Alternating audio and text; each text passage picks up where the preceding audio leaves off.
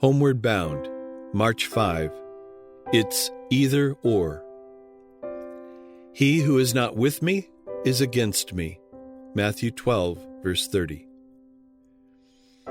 Satan is continually seeking to overcome the people of God by breaking down the barriers which separate them from the world.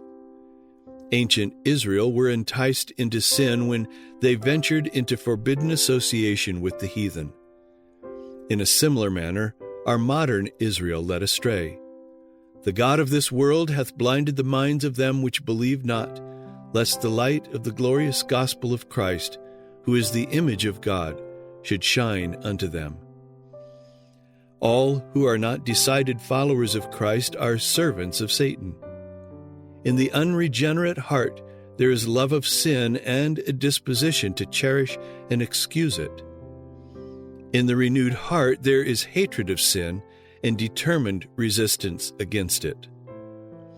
When Christians choose the society of the ungodly and unbelieving, they expose themselves to temptation. Satan conceals himself from view and stealthily draws his deceptive covering over their eyes. They cannot see that such company is calculated to do them harm.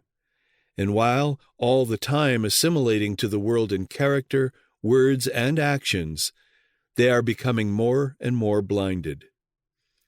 Conformity to worldly customs converts the church to the world. It never converts the world to Christ. Familiarity with sin will inevitably cause it to appear less repulsive. He who chooses to associate with the servants of Satan will soon cease to fear their master. When, in the way of duty, we are brought into trial, as was Daniel in the king's court, we may be sure that God will protect us. But if we place ourselves under temptation, we shall fall sooner or later. The tempter often works most successfully through those who are least suspected of being under his control. The possessors of talent and education are admired and honored, as if these qualities could atone for the absence of the fear of God or entitle anyone to his favor. Talent and culture, considered in themselves, are gifts of God.